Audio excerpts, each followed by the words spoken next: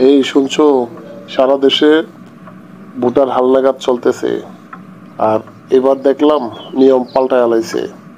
আগে বিবাহিত মেয়েরা স্বামীর নামে আইডি কার্ড বানাইতো, স্বামীর পরিচয়ে চলতো।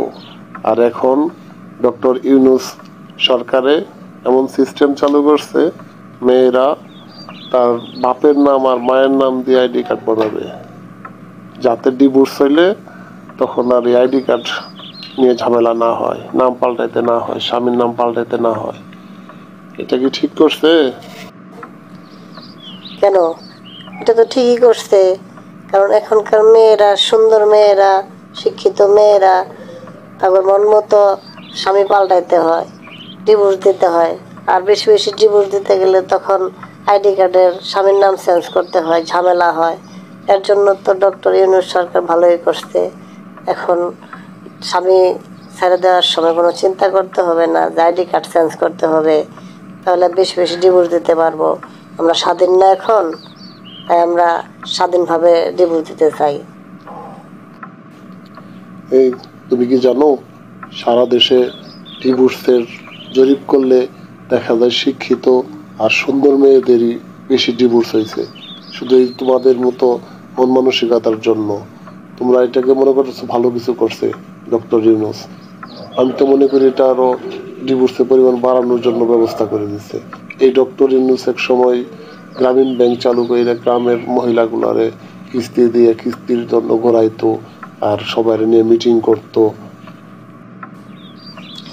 এই লক্ষ্মী, তুমি ভয় পাও কেন? আমি তো আর তোমাকে ছাইরে চলে যাবো না, আমি তো আর তোমাকে ডিভোর্স দেব না। আরে ডিভোর্স দিব তো এখনকার যে শিক্ষিত মেয়ে, সুন্দর মেয়ে, ফ্যাশন করে, তারা ডিভোর্স দিব বেশি বেশি। ডিভোর্স তাদের কাছে খেলনা, পুতুল খেলার মতো, তাই তারা ডিভোর্স দিব বেশি বেশি।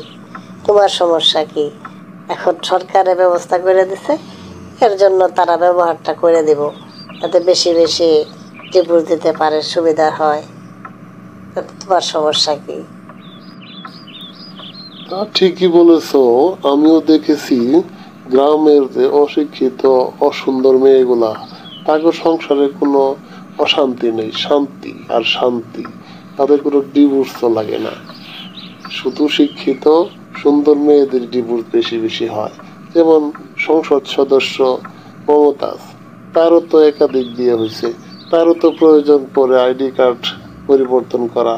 তো এই এখনকার নিয়ম অনুযায়ী আইডি কার্ড বানালে তো তার পরিবর্তন করতে হবে না, তাহলে তো তারও সুবিধা হবে। এরকম আরো কত শিক্ষিত সমাজের লোকজন আছে, ভিআইপি লোকজন আছে, শিক্ষিত ধনী, তারা একটু বেশি বেশি এই সুবিধাটা ভোগ করতে পারবো।